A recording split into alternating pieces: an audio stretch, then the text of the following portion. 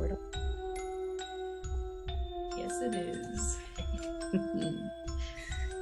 Hello and welcome back to Real Horror Show. I am your host Samantha, and I'm joined as always by the Stormy Skies. Hello, listeners. As you can tell by our laugh, we're feeling very mischievous right now. Maybe. I don't know why I said that. What are you mischievous about? I don't know. We got mischievous about the recording, and we were like, It's a weird sound bite. It is. Craig kept it simple. Now recording.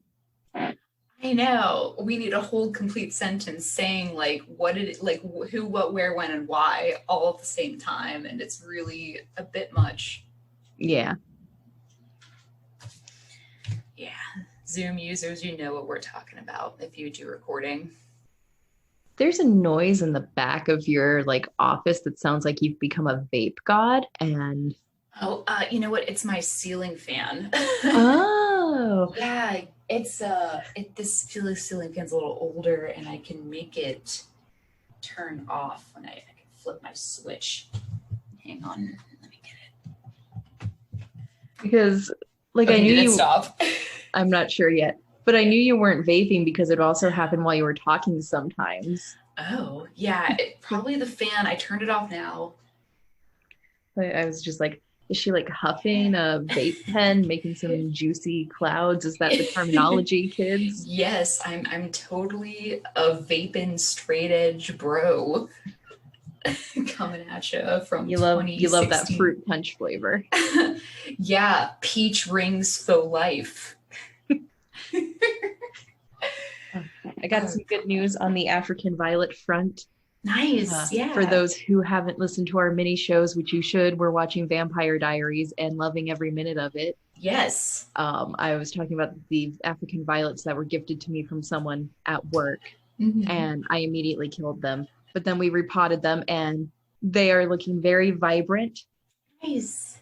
The blossoms are not back yet, but the leaves are green and luscious. Amazing. And there's something sleeping in our wildflowers that have kind of killed all the wildflowers in the center of our trough. Yeah. So tonight we're setting up a small camera with motion detection to catch the motherfucker. I wonder who it is. I hope it's a kitten, and then we will adopt that kitten, and I will name the kitten Paul. I am going to put my, this is what I think it might be like a rabbit or something. So that's my guess. So we'll see who is right, and both of us might be wrong. What if it's a possum? I mean, possums are cute. They are. And they don't have rabies, apparently. No, the possum is gonna eat all the bad bugs. Yeah. For you. All the ticks, they eat ticks. How about that? Goodness, people, we need more possums. Yeah, but we're not just here to talk about possums. We're here to talk about our second movie in our little Pride Month horror movie watch party. Yeah. Jennifer's Body, which is a 2009 American comedy horror film written by Diablo Cody and directed by Karyn Kusama. The film stars Megan Fox, Amanda Seyfried, Johnny Simmons, and Adam Brody. Fox portrays a demonically possessed high school girl who kills her male classmates, with her best friend striving to stop her. The film premiered at the 2009 Toronto International Film Festival and was released in the United States and Canada on September 18th, 2009. The title is a reference to the song of the same name by alternative rock band Hole on their album Live Through This. As a tie-in to the film, Boom Studios produced a Jennifer's Body graphic novel released in August 2009. I had no idea that was a song. For this whole time, I didn't know that. I did not either, because I didn't really know anything about this film. And diving straight into acting and performance, just because I was reading up on some trivia. Yeah. Apparently, Pete Wentz of Fall Out Boy was considered for Adam Brody's role. Oh, for the guy who's the lead singer? Yeah, which I am so glad they did not do, because that would have dated the movie.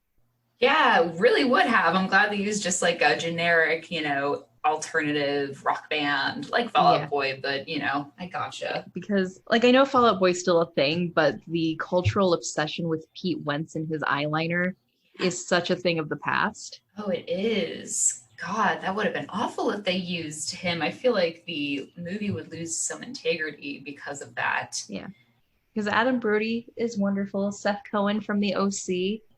Yeah. He was recently in Ready or Not. Also good in that. Yeah, cool. I'm just always proud of him when he actually gets a role in something these days. Yeah, definitely. But yeah, this movie stars Megan Fox, and I talked a bit on the mini show about how, like, every girl in 2009, I hated Megan Fox, and don't lie to me and tell me you didn't, because we all did. We all hated her, and now I like adore her. And now you feel like shit for hating her because of course I do. She's like, go her, go Megan. I mean, it's really not fair that we hated her. We were like kind of forced into hating her because of Transformers and how Michael Bay framed her in that movie and how Hollywood framed her in that movie and how the guy you liked, fucking Marshall, was like, oh my God, Megan Fox is so hot. Marshall, that's his name. Yeah, his name was Marshall, and he wore swim trunks to school. Like shorts? Yeah, like swim trunks. What the fuck? Those aren't for wearing non-swimming. That's so weird. I had terrible taste in men, but it's over with. You know David. You like David. David is fantastic. I love David. David doesn't wear swim trunks, but that's okay. We had to just, there's only so many people to choose from when you go to one high school. Yeah. You know? So yeah. It's all good. But no, we've all grown up and we all love Megan Fox now that we know how horrible Hollywood treated her and how their treatment of her kind of fucked over Jennifer's Body, because this movie, now that I've watched it, really was intended for, you know, high school, college age girls. Yeah. But they advertised it to teenage boys, so they saw the movie and hated it. Mm-hmm. And then girls didn't go see the movie but hated it because the girl their boyfriend's fap to was in it. Exactly. So you love this movie. What do you have to say about the acting and characters? Yeah. So I really love this movie. Every time it was on TV when I lived at home, I would watch it right away. I love watching Jennifer's Body. And so the thing about this movie is that, yes, it's kind of like a comedy. There are like funny moments, quirky lines, and rewatching it now in 2021, because this 2009 was a long time ago. Megan Fox, they gave her these absolutely ridiculous, stupid one-liners, but she somehow was able to pull it out and deliver them incredibly smooth and sexy. And I was like, I don't know how she's able to do this shit and not laugh at when they hand her the fucking script packet but she did it with 100% intensity. And that is what I appreciate about her, because every single thing, no matter what they told her to do, no matter how degrading or how stupid or how ridiculous it was, because sometimes it was, she gave it her 100% intensity, and you can't take your eyes off her when she's on the screen. I must say that I'm so glad that Amanda Seyfried was her like counterpart in this, because she is equally amazing in films. She has such a range, and they have such a great best friend chemistry. Although they're really not together too much on screen, they really do have this great chemistry, and I adore it. And everybody else is fantastic. They're totally awkward and hilarious in their high school ways. Yeah, it all just really works and meshes. I don't really think I have a complaint about any character. Yeah. Even Adam Brody, the demonic lead singer who made a deal with the devil, he was extremely charming and adorable. He was how you would think like a small time indie guitar guy who, you know, daylights at a coffee shop would act. You know what I mean? And like, that's it. And that's how they look. And yeah, absolutely. And I think if this is more of a writing note than acting note, but I think that really speaks to Diablo Cody and her writing style, that she's able to pump out these really great characters. I don't know if you ever watched The United States of Terra. No, never. But that's a really great show. I haven't watched it since college because I don't think it's on any streaming services right now, but it had Toni Collette in it. Yeah. It's kind of the show I think that really launched Toni Collette in the United States. Yeah. Because it's about a woman who suffers from this isn't the correct term for it anymore, but multi-personality disorder. Yeah, we call it It's a dissociative identity disorder. Yeah, disassociative. Yeah, I know the initials. I see the initials in my head. It's did. But yeah, and even in a show that intense, you still have just these charming, quirky one-liners and characters. Diablo Cody's super talented. She's currently like under some controversy or some shit because she wrote the Alanis Morissette musical Jagged Little Pill, and apparently they didn't. The main character of that is heavily implied to be non-binary and was played by a non-binary actor in the early previews in Philadelphia or something. But then when it went to Broadway, it was changed to a cisgendered woman, and people aren't really happy about that. And but still, I think Diablo Cody is a fantastic writer. People complain about overwritten dialogue in her stuff, which is the quirky one-liners and how people seem to automatically have a catchy response, but I don't care. It's charming. Yeah, it's fun to watch. And this little note here on Wikipedia, producer Jason Rittman stated he and his producers wanted to make unusual films, and she wanted to make a movie to speak to female empowerment and explore the complex relationships between best friends. And I think this movie really does that. Yes. And I was, again, reading trivia, and apparently like the first draft of this movie didn't have the heavy sexual subtext between Jennifer and Needy. But then with the second draft, she went all in, and apparently there was originally supposed to be a full-on sex scene between the two of them. Wow. Which I would argue there kind of is right there at the ending before Needy kills Jennifer. That was a very... Oh, yeah. While there was no, like, banging or chow town. She still penetrated her. Yeah. She did still penetrate her, and it was a very erotic moment. Yes, absolutely. Yeah, no, I agree. They carried these roles well. My one... Because I'm a huge fan of Juno. Yeah. Elliot Page's big breakout role, and Diablo Cody won an Oscar for writing that. And just the dialogue is a little faster in that one, so that took some getting used to because the dialogue is super snappy and back and forth. That's like this kind. If you think that Jennifer's body was like that, Juno's like that times 10. It's like, wow, I can't even come up with stuff that's that clever. So I was like, the dialogue's moving a lot slower than I expected, but I feel like that was intentional on Megan's acting, where Jennifer's a little on the dumb side, or she's trying to sound a little dumber. Yeah, but her comebacks really are some funny shit sometimes. Yeah. I'm like, oh, Jennifer.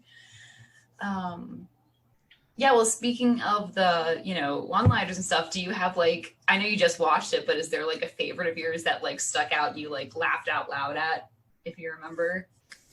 I like the line towards the end where Needy is finally calling out Jennifer for not being that special when she's hovering in the air, and she's like, why do you always have to undermine what I'm trying to do? Yeah.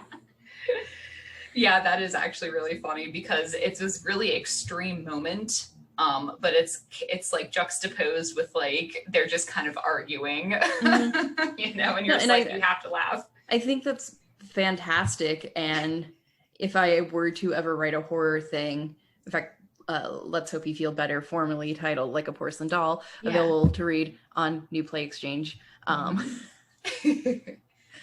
I have a scene like that because it's semi-horror where the mom and the daughter are dismembering a body while talking about wedding plans. Yeah, yes, they are.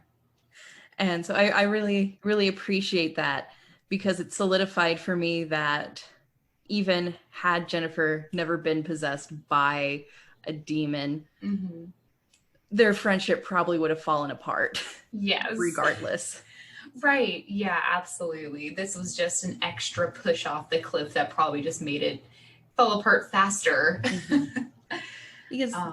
it's clear that Needy is in love with Jennifer, and Yes. I don't think that's necessarily what would have caused their friendship to fall apart, because Jennifer just isn't that great of a friend to her. Yeah, she really isn't. Like the whole at the very beginning, dress cute, and then Needy's monologue explains Yes. that means some very specific things. Don't look dorky and don't show off your cleavage, because that's her thing. I'm like, wow. Yes. Who claims cleavage? Right. And it kind of is reminiscent of like Mean Girls and stuff like that era. That's exactly what I was thinking. Yeah, and how there's always that one girl, it's like the most popular girl in school and stuff. And it was just very, late 2000s, just like the movie. So very true to life, unfortunately.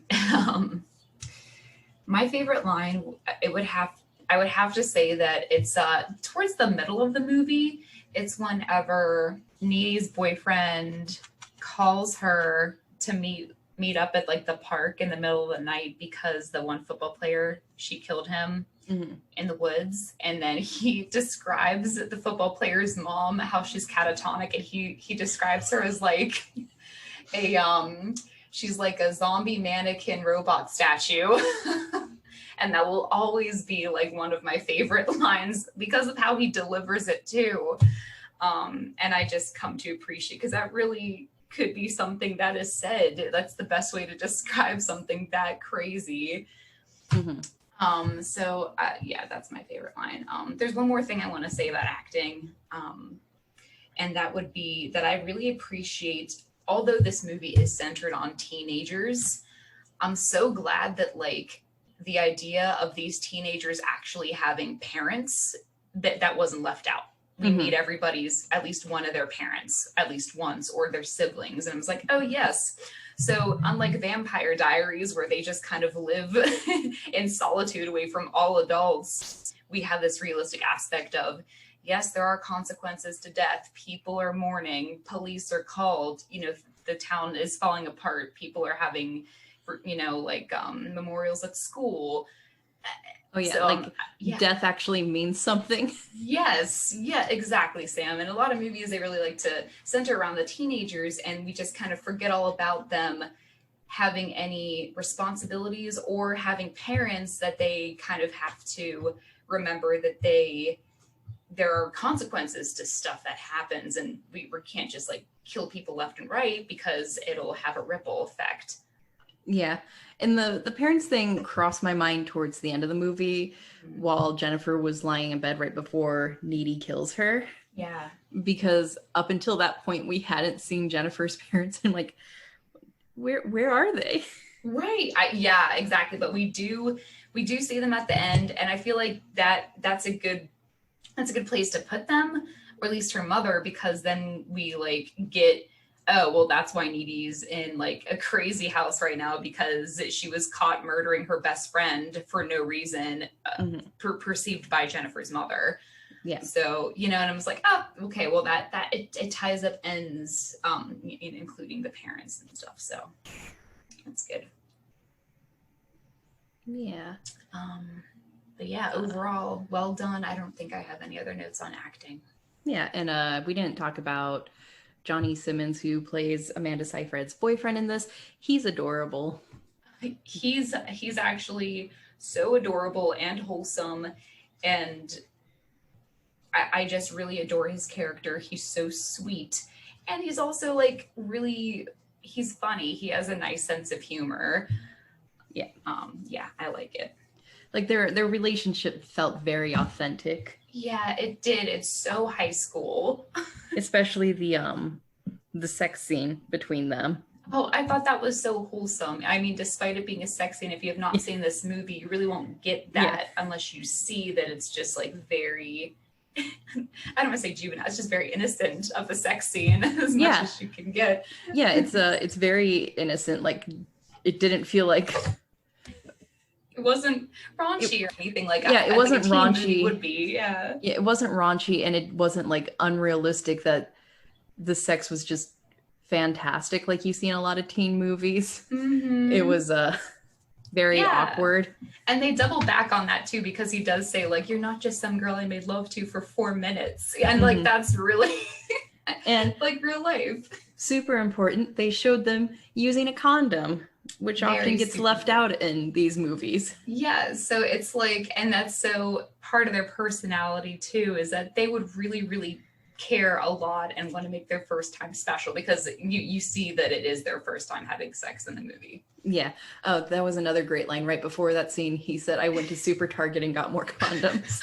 I know, and then I was like, how many? At first I thought I had missed something, and I was like, I thought that they had sex for the first time in this movie, but maybe he just like has been stocking up on different varieties so they could choose for their special night. Yeah, I mean, who didn't do that? Super Target? What is Super Target? Like Walmart? So yeah, Super Target. Honestly, I don't know. I know it was a thing because there was Super Target and then like Super Meyer and Big K, but that really just meant that that's what they would label the Walmarts and Meyer and Kmarts that got grocery stores as well. So, but Target didn't start getting grocery stores until a few years ago. So I'm not sure what the Super Target would have been. Yeah, I don't know. But yeah, that also is really sweet. And then it's really played out well just by their personalities alone and how they mesh on screen. It's a really authentic relationship, like Sam said. Yeah, and all of the relationships felt super authentic. They did. So, moving into story, this is a movie that follows the friendship between two gal pals, Needy and Jennifer. Jennifer's the super hot one, and Needy is her dorky friend. Mm-hmm. And they decide to go to a rock show, which you should never do because you'll get possessed by a demon.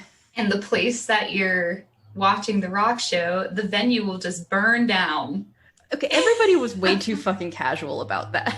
I know, everybody was really chill, and I was like, oh my god, guys, run. Like, the whole place burnt down, and then everybody died. Like, Jesus, it was really traumatizing.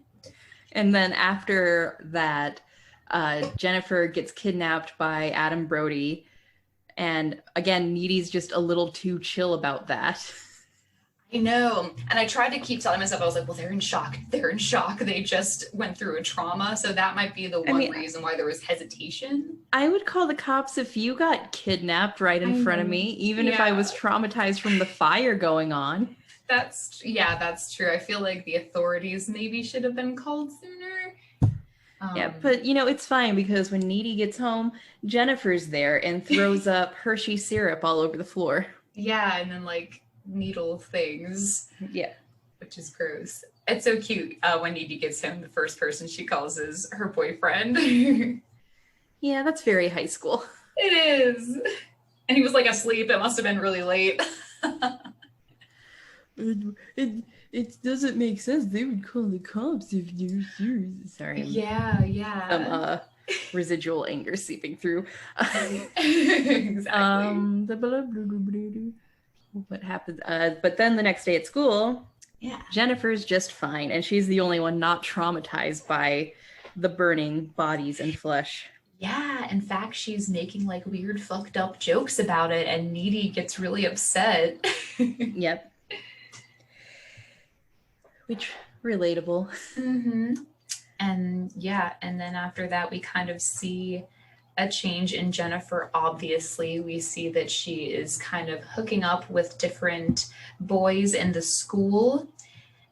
And then we see when she's with them, she kind of seduces them, makes them feel very helpless by reminding them of their loss or, fear. And then she turns into a demon and eats them. Yep. Yes. She essentially becomes a succubus.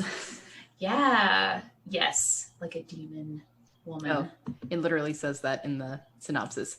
Oh, really? Jennifer is a succubus who must feed on flesh and can only be killed when she is hungry and weak. Ah, excellent. So Jennifer is a succubus now, which just ruins everything because she's going to eat all the boys. And for some reason, she's honed in on Needy's boyfriend. Yeah. Chip. I just remembered his name. I don't know why I forgot. So Needy knows what's going on. She's been researching it, and she breaks up with Chip in order to protect him because Jennifer has her sights on him. And it's probably because Jennifer's low-key jealous of their relationship. Let's be real. When your best friend has a boyfriend and you don't, it's a little depressing. Yeah, especially they're in like a really committed relationship. It seems like they could be really long term. And Jennifer really just like doesn't attract like her boyfriends that are really interested in being with her forever. You know, they just want to have sex with her because she's so beautiful. Yeah, she doinks a lot of assholes, as we saw in the beginning of the movie with Chris Pratt's character, Roman. That's Chris Pratt? Yeah, that was Chris Pratt. Oh my God. Jesus. I know, he was a baby. Oh my God. Yeah, well, everybody in that place that she's trying to get with her is like a total loser. Anyway. Yeah. So that's just the kind of guy Jennifer attracts. Could be like, I don't know, could be some sort of statement about how people in general just viewed Megan Fox as a sex object rather than an actual human. Yeah, that's a really good point. Meanwhile, her nerdy best friend that, you know, dresses so frumpy and is clearly just absolutely hideous. Right, clearly. Has this super cute boyfriend who genuinely loves her. Yes. Yeah, they're basically in love, and it's so sweet and special. Yeah.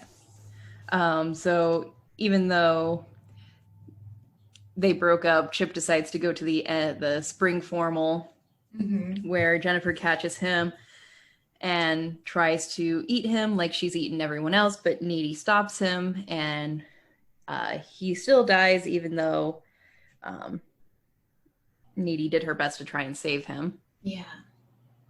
So yeah, that was sad. And then the movie ends with Needy killing Jennifer in her bed, being caught, getting sent to the mental institution, and then revealed that because Jennifer bit her and she didn't die, she now has some of the demon powers, and she goes to exact revenge on the band that turned Jennifer into a demon. So that is actually such amazing and excellent irony to end the movie with, and I adore that. Yeah. And we left out the most important part that was in every single trailer for this movie. Oh, what was it? Amanda Seyfried and Megan Fox making out on her bed. Oh yeah, well, we talked about that a little bit before, but yeah, they do have this moment where she like Amanda Seyfried's character is like driving home after the night they are like having sex, and then she's driving home and she sees Jennifer on the road, and then she drives all the way home and is freaked out, and then lays in her mom's room and is like has a relaxing nightmare, I don't know, and then she goes to her bed to go to sleep and Jennifer's in her bed. And then like I feel like as a succubus she does have this way of seducing anybody that she's with, just like with a kiss, and so she's able to kind of like they're making out. And I remember reading that Megan Fox said that like whenever they filmed that scene, it was actually really awkward because everything was like super quiet on set, and all they did was just like they were like, you have to make out very loudly, you know, and do this and you know make it seem like really sexy. And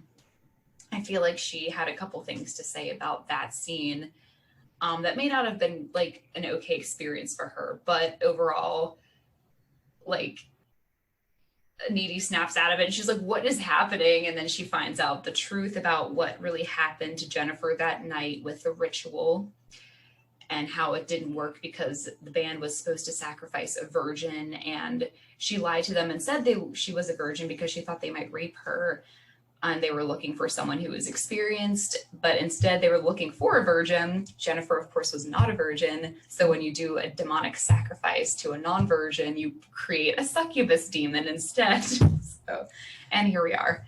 Yeah, which is just insane. And I I read Amanda Seyfried's statement about the kiss, and she said she actually really enjoyed filming that part. Oh, cool. And she's surprised that more people didn't come to see the movie just because of that, because she thought they killed it. I mean, I'm sure that after the fact, they were like, oh, we did so good, and like it turned out so good. But I remember, you're gonna have to look into this and make sure I'm right and see what Megan Fox had to say about that, because I feel like she said that it was awkward, like on set, because everybody was like completely quiet, no noise, no music, just okay, go ahead and make out, like start, you know. Yeah. I feel like that's where the scene just began, like no foreplay per se, but just get right into it. Oh yeah, well, according to this headline, they were both horrified that they had to kiss Oh. in the 2009 film Jennifer's Body. The actress, 33, said the scene was stressful for the pair of them and they were not looking forward to it. The horror film sees a high school girl, blah, blah, blah. We just talked about that. I mean, I remember Amanda and I were horrified that we had to make out, her more so than me. I was slightly more comfortable being able to do it. She was not excited about having to film that scene at all. I remember we were both stressed because we had chin acne and there was going to be this micro close-up of us kissing. They have to paint that out. I didn't even know if they did, but it was a very stressful scene for the two of us. Seyfried said, we kissed really well together. If I watch the scene, it's actually really sexy. We got it done for the masses, and sadly the masses didn't show up. Oh, that sucks. And I get that why that would be stressful, because this is 2009, before the hashtag Me Too movement and Time's Up happened. So intimacy directors weren't really a thing yet. You know, the people you hire for films and theater to help direct scenes like this so everybody is comfortable doing it. And that's not to say they didn't have one. I don't know if they did or not, but probably not, considering the time. Yeah. Probably a more male-dominated crew, even though this was directed by a woman and written by a woman. It's probably just, I feel like makeout scenes in general in movies have to be the most uncomfortable thing to film. Oh yeah, and I think about that a lot actually when I watch The Vampire Diaries. Yeah, especially since we just watched like the fucking Elena and Damon sex scene. Oh yeah, and I was like, I wonder if it's awkward to just like kiss a lot on screen. Yeah. A lot. Probably. Yeah, that's the kissing scene that they used in every single fucking trailer for this movie. And dang, I could see, like, had this movie not been written in a way where it's so obvious that there are at least some romantic feelings, at least on Needy's side, towards Jennifer, I would absolutely be 100% queer baiting. But because of the underlying subtext in that, I won't call it queer baiting. Yeah. Because Jennifer, the succubus, could probably pick up on that attraction, and she was using it to her advantage. Yes. Yeah, absolutely. So, and that was originally supposed to be a sex scene, so it could have been worse. Yeah, I'm glad they didn't go that far, honestly. I think it would have ruined it for me. Agreed. I think that the makeout scene was enough,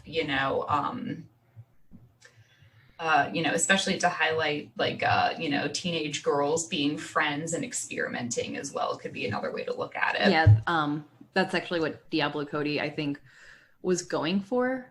I think I read in the trivia section, was just that close friendship and figuring out your sexuality and all these complex emotions you have when you're that age. And absolutely. Megan Fox is openly bisexual. Okay. And it's implied at the end that Jennifer's sexual too, with that catchy little one-liner, "I go both ways." I know how, and we can't know if she's just saying that to be clever Jennifer or she really is bisexual, so we'll never know. I mean, a bisexual succubus would be unstoppable. Yeah, and you know what? I'm sure that maybe she was a bit curious, and I feel like turning into the succubus demon probably solidified her decision. And I mean, feelings about that. It's also like she dates shitty guys, and the person closest to her is Needy, who actually like cares about her as a human. Right. So there probably are feelings there. Oh yeah, absolutely. There can't not be, even little, although she's like kind of a jerk. Oh, you just brought up another funny line where she's like, "You're a jerk," and she's like, like nice insult Hannah Montana. Yeah. That shit cracks me up. Oh man. But it did bum me out when Chip died because they Sad. did just have such an innocent relationship. And I was reading up on the graphic novel, which I didn't even know existed until 20 minutes ago. Probably badass. Because they were writing it before the movie was even finished filming. So they decided to make the graphic novel and from more so the perspective of the boys she kills instead of Jennifer. Cool. So if you want more character development for the boys she killed and whether or not they deserve to die, yeah, you could read the graphic novel. So I thought that was interesting because they just had the screenplay to go off of and a lot of changes were being done on set, but I didn't read a whole lot about it. And it has like a red cover? Yeah. Oh, nice. Frequently bought together is the Blu-ray and the hardcover. Excellent. So I guess that's about it for story. I thought it was a really clever story. I thought it was a nice little satire on this type of film, which is a very 80s-esque demon possession flick. Yeah. Little would it be sexploitation? I think it would probably fall under sexploitation, where if this movie was made in the 80s, dead serious, Jennifer would be naked half the time. Oh, absolutely. And the sex scene would happen. Oh, sorry about all that. Jeez. We've been doing this for 3 years. I know, I'm sorry. It's 8 o'clock, which is time to feed the cats their dinner. Anyway, yeah, I have nothing else to say about plot myself. But production, on the note of nudity, I think Megan Fox has a no nudity clause in her contract, which is why she was not nude in this movie, which was a common complaint amongst the teenage boys who went to see it. Because, again, thinking back to the advertising, it really did seem like she was going to strip down. Well, I thought that it was actually a really clever way to show her body, but not show her completely nude. I actually appreciated the way that she was like very sexy, but not completely naked, blatantly.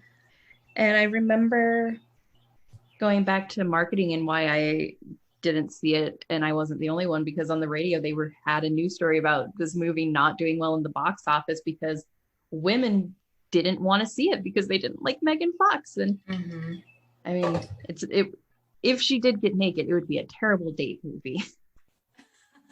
Yeah, sure would. I don't need to hate myself. I know we all don't need to hate ourselves anymore. She's probably got the most beautiful body. But you know what? She's dating Machine Gun Kelly. So who's the loser now, Megan?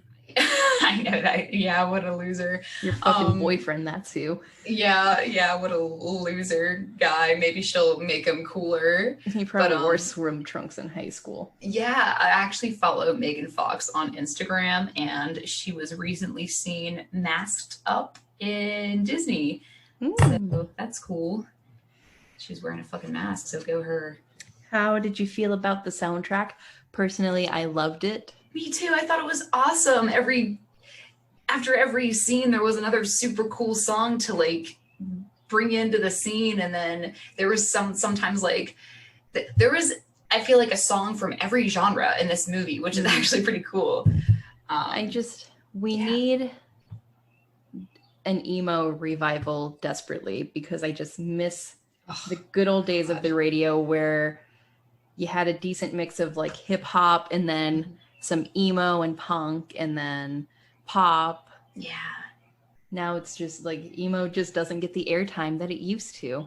No, it's like going away. Even Panic at the Disco isn't emo anymore. No, they're just electro. For one, it's just pop? Brendan Urie now. Yeah, it's For Brendan two, Urie they're in like, the band. I think they get classified as electric pop now. Electro pop, or are they just alternative now? I don't even know what these genres mean anymore. Did we ever? I know. Because Fall Out Boy was like alternative or emo, right? But now there's just bands that I've never heard of, and there's so many different genres. I don't want to get into it. But it was an excellent soundtrack. I really enjoyed it. Even if it was a song I didn't know, it was really fun, and it went with the scene. There's nothing that like didn't quite fit. Everything was suited for what we were watching. I agree. And great balance. It just, this movie, something I really like about Diablo Cody stuff is it feels authentic American. Yeah. Like they live in these kind of more cramped houses, older houses with the wood paneling, more what we actually see when we're growing up versus a lot of other teen movies where they live in these nice little McMansions that are so clean and pristine and for sale in Beverly Hills right now. Right. It feels more like middle America, which I appreciate. Yeah, I agree. I was just looking at Diablo Cody's other movies, and I see that she did Young Adult. Have you ever seen that movie? I have not. It's been on my to-watch list since it came out. That's right up your alley. That movie reminds me, if this movie didn't exist, you would have written it already. Nice. I kind of feel like that's totally your vibe. So definitely check that out. That movie's I think it's on something I own. It's on Hulu, Sam. Oh boy, I'll just have a Diablo Cody watch-a-thon tonight. Yes. Yeah, it's a pretty interesting movie. And trying to think of anything else. Okay, so we're talking about production. And I already talked about how I, like many other women, were turned off. Yeah. Because of the marketing. It wasn't marketed as a female empowerment friendship movie. It was marketed as, come see Megan Fox's titties. Yeah, and you know what? It's so funny because I don't know what I was doing at the time in 2009, but I didn't really catch on to those trailers. But I remember this movie was constantly on, I don't know if it was Cinemax or Encore, but one of those like premium channels. And when I would watch movies, those channels would show like a 10-second snippet of the movie, and it would be like, coming up next, Jennifer's body. And the 10-minute snippet, instead of showing 10 seconds, instead of showing like a moment of the makeout scene, they would show like a really random ass like part of the movie. Like I remember they would show, do you remember the part where Needy was like running up the hill at prom to that old abandoned like mansion house with the pool? And as she's running up, she like is in her pink dress and she's going further in the distance, but the music in the background is like kind of like this like hardcore guitar that's playing. That was the snippet they chose, and it said Jennifer's body, and I was like, this seems like a horror movie. I think I'll watch it. And that's how I was introduced to Jennifer's body. So I saw the more dark side, that whoever did those previews, they're awesome at their job, and they made me want to watch that movie. I didn't see anything about like the makeout. You know what I mean? Have you seen The Invitation from 2015? Let me see. It's another horror movie. That's on Netflix, right? Yeah, because Karyn Kusama also directed that. Oh, cool. I'll have to watch it because, we should pray that we can watch this movie since it's on Netflix. But I wanted to watch it. I know what it's about, this weird, like, dinner party open house thing. But then, like, things turn bad. So I don't want to read any more. But no, I haven't seen it yet, Sam. Yeah. Well, if we pray really hard. we'll pray super hard that it comes up in the July roster over here. Yeah. Because June, we're still going to focus on some more LGBT movies. Okay, so let me wait. I have more to say about production. So there was gore in this movie. So Jennifer, yes, she is a succubus and she does kill boys. And the way she kills them is actually very gnarly. And there's one line in the movie that describes how gory it is. And they say that the bodies look like, and I quote Chip, lasagna with teeth. I was like, wow, that's really nasty. So they do well when they show the dead bodies of these boys. And I can appreciate that. I can appreciate how Jennifer looks when she turns into like a demon mouth. And then I appreciate her like weird vomit things that she does. It's just really gross, but I love it. The vomit was made using Hershey's chocolate syrup. Well, good. I'm glad it wasn't gross stuff that she had to put in her mouth, you know, because it looks like straight up oil from a car. Yeah. Nice. And I appreciate that even though this movie's super gory, it has kind of a nice low budget feel to it. Yes, it does, doesn't it? Which I think really helps with the campiness of it all. Yeah, I agree. So when there was gore, it was good. It wasn't lame. There was no unnecessary CGI anywhere that I remember seeing. Maybe a tiny bit for her mouth, but... Yeah, and evil Jennifer, you don't see her in her demon form all that much. Yeah, they do a really cool silhouette of her shadow against a wall when she's killing the emo kid. And that actor too, he's in a lot of horror movies. He's in like a Final Destination movie or something, isn't he? Like I know that face. So he's in a couple things. Who hasn't been in a Final Destination movie at this point? Us. Yeah. But that's it. Everybody else has. Yep. But yeah, so I don't think I have anything more to say. The place they live is pretty nice. They live in a place called Devil's Kettle, but they do have like a beautiful landscape going on, waterfall, all this cool stuff. So it has a really cool balance of they live in like these crappy little, you know, like cramped ranch houses, but they live in a beautiful yet secluded area. So it has this vibe of something could go wrong and you're kind of away from the big city. So pretty cool. I'm so boring that Sam is yawning. Yeah. But we can go ahead and move on to realistic aspects really quick because there are a lot, not that much, but before I go, any realistic aspects that stick out to you? Female friendships are harder than they should be. Oh yeah, that's a good one. I didn't even think about saying, yeah, female friendships and yeah, the complexity like you described in the summary of the movie, that's what the director wanted to showcase. And I think she did a really good job handling that with the twist of Jennifer actually being a succubus, which I'm sure is a metaphor for the complexity of relationships between two women when they're teenagers. Yeah. And then with that being said, I guess we could talk about, dealing with grief in real life, losing friends, small town, stuff like that. This is super specific to a lot of shit that's been like coming out about bands who performed at Warped Tour. Yeah. And it crossed my mind because these girls are supposed to be in high school and this band is clearly like at least in college, if not young adults. Yeah. And they're flirting with a teenage girl. Oh God, I know. So creepy guys in emo bands. Yeah, super creepy guys in emo bands who are just creeping. And let's see, any other realistic aspects? I guess yes and no, but those are like the top three, I guess. Mm-hmm. All right. Just don't talk to minors, guys. Like, yeah, I know. And you know what? There's another funny line too. Whenever they're like about to play, the guy was like, "I thought you told us you were from Brooklyn." Like they get like pissed when that guy said he was from like a big city. Yeah. I don't know. It's just like the way these lines are delivered. Absolutely spot on.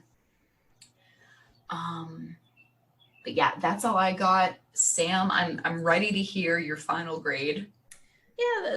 Yeah, this fucked me up. It was really good. Nice. Oh, I'm so glad you liked it. I freaking love this movie. Yeah, oh yeah, it fucked me up too. So double A+ there for Jennifer's Body. Yeah, I think that's all we've got for that. If you haven't seen it, it's on Hulu. Go check it out. Such a good one. Yeah. It's over 10 years old now, but it's old enough. Shut up. I know. I'm sorry, Sam. I just saw the thing and I was gonna fuck with you a little bit on Twitter and say, oh my God, Shrek's 20 years old. Oh my God, where is the time gone? What? Like, apparently yesterday or something was the live action Scooby-Doo's 19th anniversary, and that gave me a seizure. I love the live action Scooby-Doo because our beloved Matthew Lillard is in it. Yeah. He's old now. He's not old, he's perfect. He's still perfect. Honestly, being cast as Shaggy was probably the best thing to happen for Matthew Lillard because I love him so much, but he has a very 90s quality to him. Yes, he does. But being cast as Shaggy and continuing to do Shaggy's voice for all the animated movies, like, amazing. Really cemented his career. Yeah, it did. And I still feel bad that they didn't like include him as Shaggy in something recently that I saw. Scoob, none of the original voice actors except Scooby's was contacted to do the movie, and kids don't give a shit if Zac Efron is playing Fred. Right. Just let the legacy voice actors keep doing their thing. I know, right?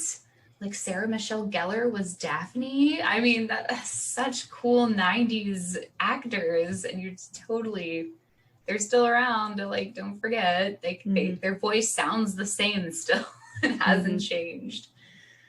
All right, but anyway, that's all we got. We're not talking about how old stuff is. It doesn't matter. Yeah.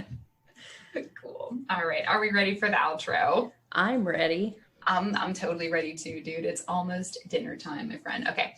So Real Horror Show was created by Sam Odie and Stormy Skies and is directed by Sam Odie. Today, we learned that you shouldn't get into a car with a band. Oh my God, don't get in their van, right? Yeah, and don't go to rock concerts. Weird. Yeah. Yeah, just don't go out at all. That would be great. Anyway, like what you hear, you can find Real Horror Show on Spotify, TuneIn, Google Play Store, Stitcher, iTunes, and Pandora. Really, really like what you hear? Follow us on Twitter at Horror Show Pod or search for Real Horror Show on Twitter. Follow us on Facebook at Real Horror Show. Like our page and share our stuff. We also have a website that all of our written reviews and podcasts can be found, realhorrorshow.com. Want to interact with us? Want to make sure we're real humans and not space vampires? Comment on our website or email us at realhorrorshowpodcast@gmail.com. Want to argue with us about something? Or you think you have a really great horror movie review that you're dying to share with two random strangers from the internet? Submissions are open for movie reviews. Check out the submit page on our website and follow the rubric before sending us anything. If it's not done according to the rubric, it will be disregarded. Sorry, not sorry. We love horror, and if you're listening, you do too. Please help us keep our project going by visiting our support page on our website, where you can make a one-time donation via PayPal. We also have an Amazon wishlist if you feel like buying us something tangible will help convey your love more than a monetary donation would. Also, you can find the Buy Us a Coffee button on our website. It's a button you can click that will pay us the amount you would need to buy a coffee. A little bit goes a long way. Sometimes we can't help out artists monetarily, and that's okay. By simply liking, sharing, retweeting, and even giving us an awesome review will help us out tremendously. And any other pertinent news right now? Nothing important. I'm going to my first concert in over a year in 2 weeks. We don't go to concerts, Sam. I know. I've been thinking about it, but it's important because it's a Jonathan Colton concert and we use his song for our outro. Oh my God, really? Yeah. Oh my God, Sam, you have to like do something when you're there. And it's extra exciting because I'll be back in Alexandria. Really, where is the show? It is at the Birchmere. Oh, okay, cool. Is it like a small venue? Yeah, it's in more of the not so much where we were in Alexandria, but the other side, which has like actual parking lots and stuff. Wow, so cool. You need to like wear your Real Horror Show t-shirt. I should. That I bought you, and then bring a sticker and then be like, Jonathan Colton, it's Sam from Real Horror Show. We use your song. So please give me an autograph or like take a picture. You need to do something. Yeah. But don't make him mad and set the place on fire if he's like an emo guy. I know, I hope he's not a struggling indie musician who will try and sacrifice me. Yeah, exactly. It would be awful. But anyway, okay, so Sam's going to the show. That's our pertinent news. Other than that, our outro song, as you just heard, is called Creepy Doll by Jonathan Colton. Thank you, fuck off, and have a swell evening. This is Real Horror Show signing off. Bye. Bye-bye. And there's a creepy doll that always follows you.